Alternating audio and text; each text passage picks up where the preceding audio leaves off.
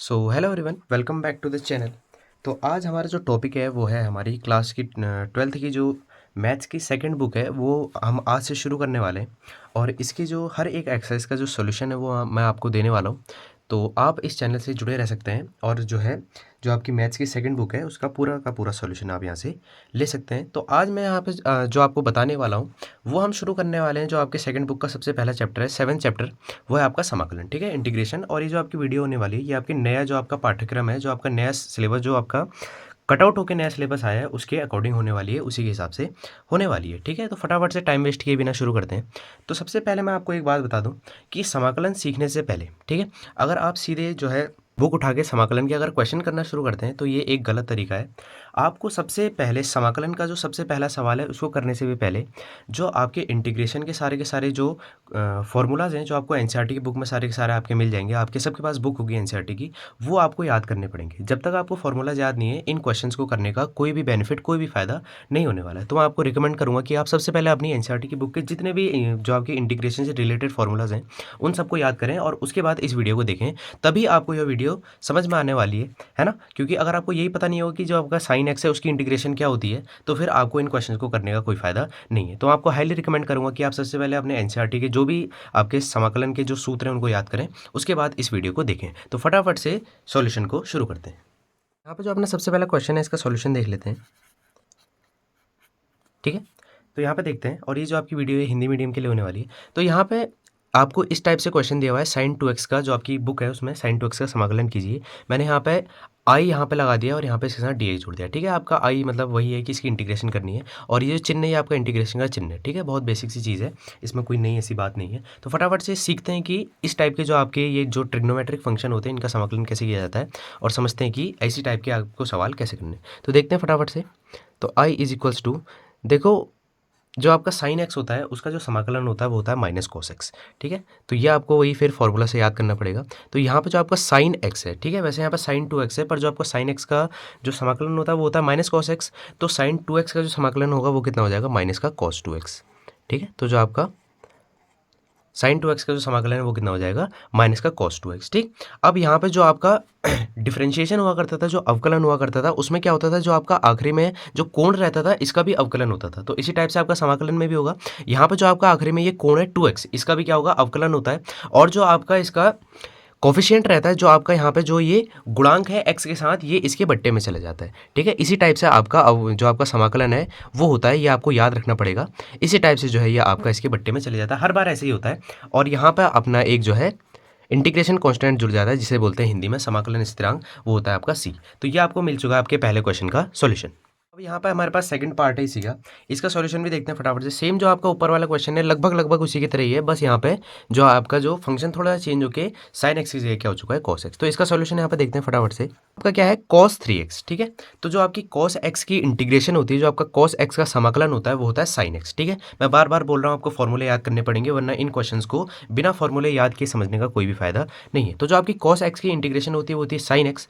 यहाँ पे cos 3x, तो कॉस 3x की इंटीग्रेशन क्या हो जाएगी, साइन 3x। तो यहाँ पे क्या हो जाएगी, कॉस 3x की इंटीग्रेशन जो है वो कितनी हो जाएगी, साइन 3x, ठीक है। अब जैसे हमने इससे ऊपर वाले क्वेश्चन में देखा, जो आपका यहाँ पर कोण रहता है, जो एंगल रहता है, इसका भी समाकलन होता है। और यहाँ पर जो इसका कोफिशिएंट है, जो इसका गुणांक है, ठीक है, जो x के साथ गुणांक है वो इसके बट्टे में चले जाता है। तो यहाँ पर कितना गुणांक है x के साथ, 3, तो इसके बट्टे में कितना चले जाएगा, 3, और साथ में आपका क्या जुड़ जाएगा, इंटीग्रेशन कॉन्स्टेंट। तो ये है आपके सेकेंड पार्ट का आंसर। तो अब यहाँ पे इसका थर्ड पार्ट देख लेते हैं, यहाँ पे इसका सॉल्यूशन देखते हैं। तो यहाँ पे जो अपना क्वेश्चन है वो है इंटीग्रेशन ऑफ e की पावर 2x, और यहाँ पे dx हमने इसका इंटीग्रेशन करना है। अब यहाँ पे से आपके जो क्वेश्चन है थोड़ा सा चेंज होने शुरू हो गए हैं। ये आपको क्वेश्चन देखने में जो है थोड़ा सा टफ लग रहा होगा, पर बहुत ईजी क्वेश्चन है अगर आपने फॉर्मूला याद किए, ठीक है। ऑब्वियसली वही बात मैं बार बार रिपीट कर रहा हूँ, क्योंकि फॉर्मूले याद करने बहुत ज़्यादा जरूरी है, ठीक है। तो यहाँ पे देखते हैं जो आपका e की पावर 2x है, तो आप यहाँ पर अवकलन पढ़ के आ चुके हैं और आपको पता है कि जो e की पावर x का जो अवकलन हुआ करता था वो e की पावर x ही हुआ करता था। तो वैसे ही सेम यहाँ पे भी होता है, जो आपका समाकलन होता है e की पावर x का, वो भी कितना होता है, e की पावर x। अब यहाँ पे e की पावर 2x है, तो e की पावर 2x का समाकलन भी कितना हो जाएगा, e की पावर 2x, ठीक है।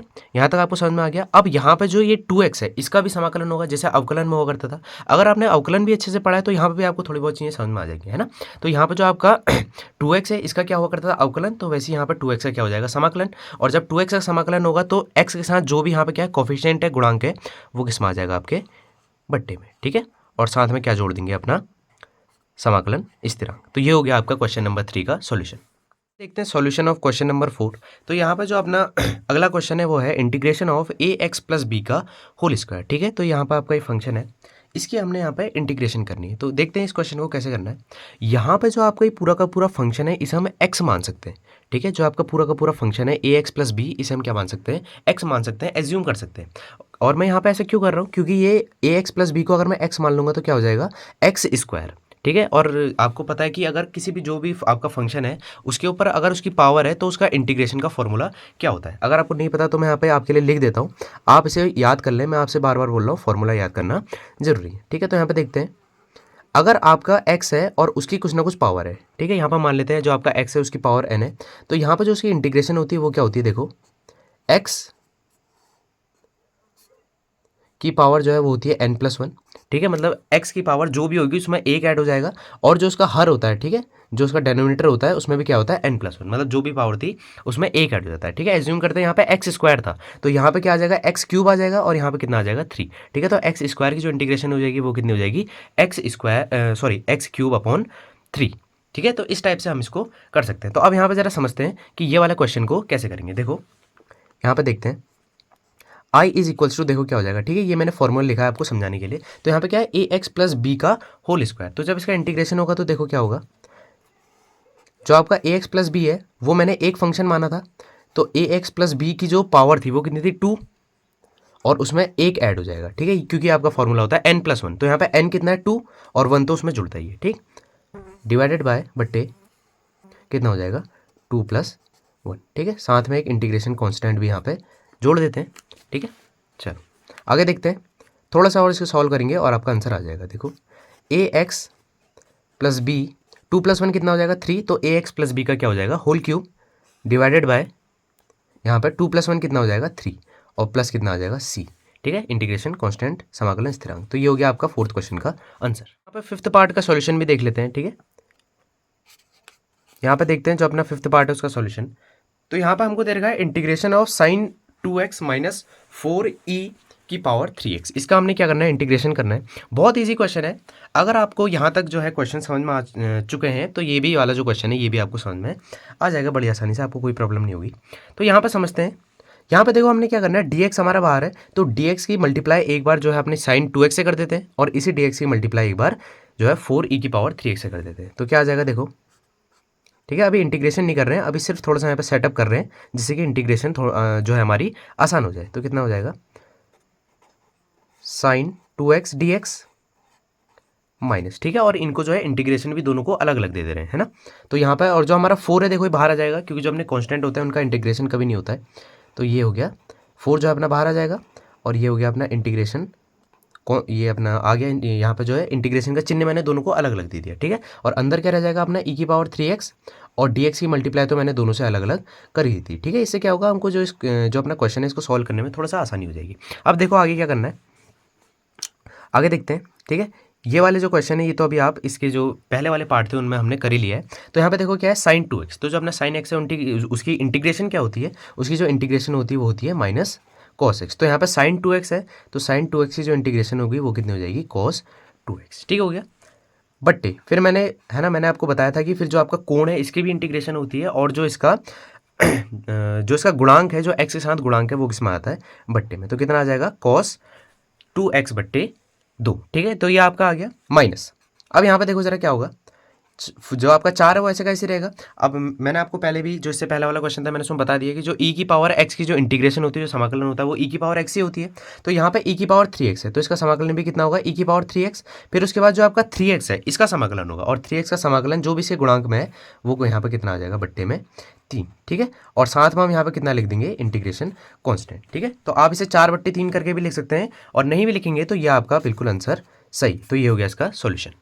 अब यहाँ पे सॉल्यूशन देखते हैं क्वेश्चन नंबर 6 का। ठीक है, तो यहाँ तक अगर आपने इस वीडियो को फॉलो किया तो आपको थोड़ा बहुत जो है आइडिया आ गया होगा कि इंटीग्रेशन क्या है और कैसे की जाती है ना, फंक्शंस की लगभग। तो अब इस क्वेश्चन को देखते हैं। तो ये जो अभी हमने जो फिफ्थ वाला क्वेश्चन किया था ये भी लगभग उसी की तरह है, इसको भी हम उसी टाइप से सॉल्व करेंगे। ठीक है, तो हमने क्या करना है, जो आपके दो फंक्शन है इन दोनों को अलग अलग जो है इंटीग्रेशन का साइन दे देंगे, और दोनों को अलग अलग dx से भी इनकी मल्टीप्लाई कर देंगे, है ना। तो आपका बड़ी आसानी से सॉल्व हो जाएगा। देखो कैसे, ठीक है। तो आप इन क्वेश्चंस को एक बार खुद भी ट्राई कर सकते हैं और उसके बाद जो है सॉल्यूशन वीडियो में देखें कि आपने सही किया है फिर गलत, है ना।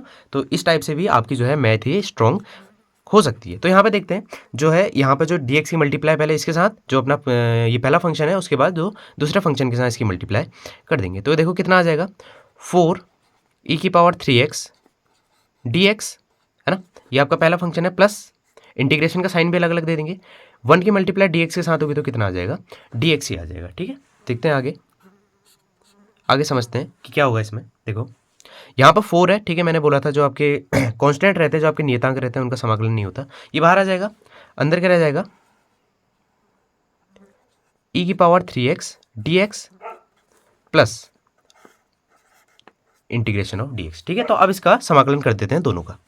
तो यहाँ पे देखते हैं क्या होगा 4, तो e⁻x है, e⁻3x है, तो e⁻3x का जो इंटीग्रेशन है समाकलन है वो कितना होगा, e⁻3x ही होगा। और जो 3x है इसका समाकलन करेंगे तो कितना आ जाएगा 3। ठीक है, अब ज़्यादा इसमें समझाने की जरूरत नहीं है क्योंकि हम इस टाइप के अभी बहुत सारे सवाल करके आ चुके हैं, तो अब ये आपको फटाफट से समझ में आ जाने वाला है। अब यहाँ पे देखो आपका dx है, dx की जो इंटीग्रेशन होती है, dx का जो समाकलन होता है वो हमेशा x होता है। ठीक है, आप इसे ऐसे भी याद कर सकते हैं कि dx में जब dx का समाकलन होता है तो d से आपका इंटीग्रेशन का साइन कट जाता है। ठीक है, हालांकि ऐसा होता नहीं है, बस ये एक ट्रिक है इसको याद करने की या फिर बोल सकते हैं समझने की। ठीक है, तो dx का जब भी समाकलन होता है तो कितना आता है x, प्लस साथ में क्या जोड़ देंगे अपना इंटीग्रेशन कांस्टेंट समाकलन स्थिरांक। तो ये हो गया आपका इसका भी सॉल्यूशन। तो अब यहाँ पर हमारे पास आ गया क्वेश्चन नंबर 7।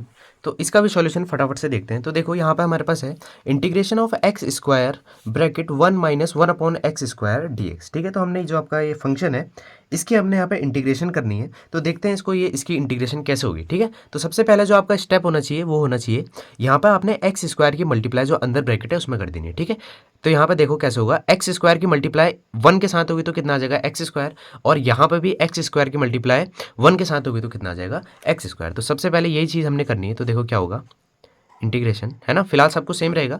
ठीक है ना। पहले हमको क्या करना होता है, हमको सबसे पहले सेटअप करना होता है हर एक चीज़ का, है ना, तभी हम उसका इंटीग्रेशन कर सकते हैं। क्योंकि अगर हम पहले ही इंटीग्रेशन कर देंगे तो बहुत ज़्यादा जो आपका सवाल है मैसी हो जाएगा, है ना, और बहुत ज़्यादा दिक्कत होगी फिर उसको आखिरी में आंसर सही आंसर निकालने में, है ना। तो ये तो x² की मल्टीप्लाई 1 के साथ होगी तो कितना आ जाएगा x² माइनस x² की जो गुणा है वो ये वाले 1 के साथ होगी तो कितना आ जाएगा x², और इसके बट्टे में तो x² आपका है ही पहले से। ठीक है, और साथ में कितना आ जाएगा dx। ठीक, आपका x² से x² क्या हो जाएगा, कैंसिल आउट हो जाएगा, तो कितना आ जाएगा 1। ठीक है, तो यहाँ पे i = इंटीग्रेशन x² माइनस 1 और साथ में कितना आ जाएगा dx। यहाँ पे ब्रैकेट बनाए थे। तो अब देखो यहाँ पे जो आपका फंक्शन है इंटीग्रेशन करने के लिए कितना ज़्यादा ईजी हो चुका है। तो अब देखते हैं इसके आगे क्या करना है। हमने अपना जो क्वेश्चन है उसे सॉल्व कर दिया था, अब देखते हैं आगे हमने इसमें क्या करना है। ठीक है, तो यहाँ पे देखो यहाँ पे जो dx की मल्टीप्लाई है दोनों के जो अपने फंक्शन है उनमें कर देंगे, और साथ ही साथ जो है इनको अलग अलग इंटीग्रेशन का चिन्ह भी दे देंगे। तो dx की मल्टीप्लाई पहले x² के साथ हो जाएगी, कितना आ जाएगा x² dx माइनस dx की मल्टीप्लाई 1 के साथ होगी, कितना आ जाएगा dx। ठीक, तो अब इनकी क्या कर देते हैं इंटीग्रेशन, और आपका आंसर बड़ी आसानी से आ जाने वाला है। तो x² जो है आपका एक फंक्शन है, और इसकी इंटीग्रेशन का फॉर्मूला मैं आपको पीछे जो है आपको बता चुका हूँ। वो क्या होता है, अगर x की पावर n का अगर हमको इंटीग्रेशन करना होता है तो क्या होता है x की पावर n+1/n+1, है ना, जितनी पावर है उसमें एक जुड़ जाता है और उसके हर में भी एक जुड़ जाता है। ठीक है, तो आपको फॉर्मूला अगर आपको फॉर्मूला याद है तो बड़ी आसानी से आप इसे सॉल्व कर सकते हैं, और फॉर्मूला याद नहीं है तो आपको 100% जो है प्रॉब्लम होने ही वाली है इंटीग्रेशन को करने में। तो यहाँ पे देखो क्या हो जाएगा, x² है तो कितना हो जाएगा, उसकी पावर में 2+1 जो है वो जुड़ जाएगा, और इसका जो हर है उसमें भी कितना हो जाएगा 2+1। ठीक है, फॉर्मूला याद है तो आपको ये चीज़ समझ में आ गई होगी। माइनस, ठीक है, मैंने आपको अभी इससे पहले वाला क्वेश्चन बताया था, जो आपका dx होता है उसकी इंटीग्रेशन क्या होती है x। ठीक, तो यहाँ पे देख लेते हैं आई एक, और यहाँ पे वो भी जोड़ देते हैं आपका इंटीग्रेशन कांस्टेंट समाकलन स्थिरांक। तो यहाँ पे कितना हो जाएगा i = x³/3 - x + c। तो ये हो जाएगा आपका इस क्वेश्चन नंबर 7 का आंसर। तो अब यहाँ पे हमारे पास है क्वेश्चन नंबर 8, इसका भी सॉल्यूशन देखते हैं फटाफट से। तो यहाँ पे हमारे पास है integration of ax² + bx + c। ठीक है, तो जो हमारे पास फंक्शन है इसकी हमने इंटीग्रेशन करनी है। तो यहाँ पे जो हमारे 3 फंक्शन है इन तीनों को अलग अलग क्या कर लेते हैं, इंटीग्रेशन का साइन दे देते हैं और अलग अलग इनकी जो है इंटीग्रेशन कर देते हैं। देखो कैसे होगी, बड़ी आसान सी बात है। ठीक है, अब आपको समझ में आने लग गया होगा किस टाइप से करना है। ठीक है, तो देखो ज़रा, यहाँ पे ax² है। ठीक है, तो जो a है वो आपका कांस्टेंट है, तो इसको जो है आपके समाकलन के चिन्ह के बाहर ले लेंगे, और अंदर क्या आ जाएगा x²। ठीक है, और साथ में कितना आ जाएगा dx, प्लस b भी आपका कांस्टेंट है वही बाहर आ जाएगा, और यहाँ पे क्या हो जाएगा समाकलन के चिन्ह के साथ एक्स और यहाँ पे इसकी मल्टीप्लाई इसके साथ होगी तो कितना आ जाएगा dx प्लस सी भी आपका कांस्टेंट है वही बाहर आ जाएगा और अंदर इसके जो आपका dx है इसकी मल्टीप्लाई सबके साथ होगी तो dx ही आ जाएगा और इस टाइप से आपका ये आगे बढ़ेगा। अब देखो बड़ी आसान सी इंटीग्रेशन करनी है। ये आपका कांस्टेंट है उस पर हमने कुछ नहीं करना है। एक्स स्क्वायर है तो आपको पता है इसकी इंटीग्रेशन कितनी हो जाएगी x³ ठीक है। मैं सीधे इसकी इंटीग्रेशन लिख रहा हूँ क्योंकि बहुत हमने इस टाइप के ये जो क्वेश्चन हैं अभी पिछले 2 जो आपके क्वेश्चन हैं उनमें इनका कॉन्सेप्ट आ चुका है ना। ये वाला जो फॉर्मूला है इसका कॉन्सेप्ट आ चुका है तो बार बार उसको बताने का कोई मतलब नहीं बनता है। मैंने यहाँ पे सीधे इसका जो है वो आंसर लिख दिया है। आप समझ गए होंगे मैंने इसमें कौन सा फॉर्मूला लगाया है बी। अब यहाँ पे देखो क्या है एक्स, यहाँ पर अगर एक्स की कोई पावर नहीं है तो क्या मानी जाती है एक्स की पावर 1 मानी जाती है ना। तो इसका आंसर कितना आ जाएगा x²/2 ठीक है। आप ये समझ गए होंगे वही वाला मैंने फॉर्मूला लगाया इंटीग्रेशन ऑफ एक्स की पावर जो है n dx वाला प्लस सी आपका है और जो आपकी dx की इंटीग्रेशन होती है वो कितनी होती है x प्लस यहाँ पे क्या जोड़ते हैं अपना इंटीग्रेशन कांस्टेंट ठीक है। ये वाला सी और ये वाला सी सेम नहीं है ठीक है। ये आपका क्वेश्चन वाला सी है और ये आपका इंटीग्रेशन कांस्टेंट है। थोड़ा सा सॉल्व कर देते हैं कितना आ जाएगा ax³ plus bx² plus cx और साथ में आपका इंटीग्रेशन कांस्टेंट। तो ये हो गया आपका क्वेश्चन नंबर 8 का आंसर। सोल्यूशन देख लेते हैं अपने क्वेश्चन नंबर 9 का। तो यहाँ पर भी जो हमारे पास है integration of 2x² plus ex dx ठीक है। तो इस फंक्शन की हमने इंटीग्रेशन करनी है। तो जो आपके पिछले क्वेश्चन से उनकी तुलना में सवाल थोड़ा ज़्यादा आसान है। यहाँ पे बस वही है ठीक है जो अभी हम पहले करते हुए आ रहे हैं। जो आपके 2 फंक्शन है इन दोनों को अलग अलग इंटीग्रेट कर देंगे और आपका आंसर आ जाएगा। देखो क्या होगा dx की मल्टीप्लाई दोनों में अंदर कर देंगे और दोनों को अलग अलग इंटीग्रेशन का चिन्ह दे देंगे। तो क्या हो जाएगा देखो 2x² dx plus integration of ex dx ठीक है। अब देखो ये जो आपका 2 है ये क्या है कांस्टेंट है। ये आपका इंटीग्रेशन के चिन्ह से बाहर आ जाएगा। अंदर क्या रह जाएगा x² dx plus integration of ex ठीक है। तो ये हो जाएगा। अब देखो आगे क्या करना है i2 यहाँ पे क्या है x² इसकी इंटीग्रेशन कितनी हो जाएगी x³ प्लस आपका क्या है e की पावर x इसका तो कितना होता है e की पावर x और अब यहाँ पे जो आपका x है उसका कोएफिशिएंट है वो कितना 1। तो इसके बट्टे में डिवाइड में 1 लिखे ना लिखें साथ में क्या आ जाएगा आपका इंटीग्रेशन कांस्टेंट c। तो यहाँ हो जाएगा ये जो आपका 2 है इसकी मल्टीप्लाई अंदर हो जाएगी तो कितना आ जाएगा 2/3x³ प्लस e की पावर x प्लस c। तो ये हो गया आपका क्वेश्चन नंबर 9 का आंसर। सॉल्यूशन देखते हैं अपने क्वेश्चन नंबर 10 का। तो यहाँ पे हमारा है इंटीग्रेशन ऑफ √x - 1/√x का होल स्क्वायर। इसका हमने यहाँ पे इंटीग्रेशन करना है। तो यहाँ पे सबसे पहले क्या कर लेते हैं इसको खोल लेते हैं ठीक है। इसको जो है थोड़ा सा खोल लेते हैं उससे ये क्या हो जाएगा हमको इंटीग्रेशन करने के लिए थोड़ा सा आसान पड़ेगा। देखो क्या है a - b के होल स्क्वायर के ये यहाँ पे फॉर्म में है। अगर आप इसे ध्यान से देखें a - b के होल स्क्वायर के फॉर्म में आपको यहाँ पे दिखाई दे रहा है। तो क्या होता है a - b का whole square a² + b² - 2ab ठीक है। तो यहाँ पर वही वाला फॉर्मूला आगे इसे खोल लेते हैं और उसके बाद देखते हैं कि आगे क्या करना है। तो यहाँ पर अपना इंटीग्रेशन का साइन क्या होता है a² + b² - 2ab। तो यहाँ पे a कौन है अपना √x और b कौन है अपना 1/√x। तो कितना हो जाएगा देखो यहाँ पे a² मतलब कि √x का होल स्क्वायर ठीक है प्लस b² मतलब कि 1/√x का होल स्क्वायर ठीक -2ab 2 आ जाएगा और a कितना है अपना √x और b कितना है अपना 1/√x ठीक है। तो ये हो गया अपना साथ में ये और साथ में कितना आ जाएगा dx। ये वाला dx यहाँ पे आ जाएगा ठीक है। तो अब देखते हैं क्या करना है इसमें। तो i = इंटीग्रेशन। अब आपको पता है कि जो आपका वर्ग है उससे वर्गमूल कट जाता है तो कितना आ जाएगा x + 1/x और यहाँ पे देखो माइनस √x से √x आपका कैंसिल हो जाएगा और साथ में यहाँ पे क्या आ जाएगा 2 और यहाँ पे क्या आ जाएगा dx ठीक है। तो यहाँ तक हो चुका है। यहाँ तक आपको समझ में आ गया होगा। आगे देखते हैं क्या करना है ठीक है। तो अभी हमको यहाँ पे फिर से 3 फंक्शन मिल गए। तो इन 3 फंक्शनों को अलग अलग अपने किस में रख देते हैं ब्रैकेट में रख देते हैं और उसे सॉल्व कर देते हैं। देखो क्या होगा i = x dx plus 1/x dx - 2 dx ठीक है। यहाँ पे क्या किया सबकी मल्टीप्लाई dx के साथ कर दी और सबको अलग अलग जो है इंटीग्रेशन दे दी। तो क्या हो जाएगा देखो x dx कितना आ जाएगा इसका आंसर x² ठीक है। अब आप समझ गए होंगे मैंने यहाँ पे कौन सा फॉर्मूला लगाया ठीक है। Integration of x and dx वाला मैंने यहाँ पे फॉर्मूला लगाया ठीक है माइनस। अब 1/x की इंटीग्रेशन क्या होती है अगर आपने फॉर्मूला याद किए तो आपको पता होगा 1/x की जो इंटीग्रेशन होती है वो होती है log x होती है और -2 आपका ऐसा कैसे रहेगा dx की जो इंटीग्रेशन है वो कितनी होती है x प्लस कितना आ जाएगा c इंटीग्रेशन कांस्टेंट। तो ये हो गया आपका जो आपका 10th क्वेश्चन है उसका आंसर, ठीक है। तो इस पार्ट में हम यहाँ पर 10th क्वेश्चन तक ही कर रहे हैं। जो आपका अगला पार्ट होगा उसमें हम क्वेश्चन नंबर 11 से क्वेश्चन नंबर 22 तक जितने भी इसके क्वेश्चन हैं ये 7.1 को पूरा खत्म कर देंगे। तो थैंक्स फॉर वॉचिंग।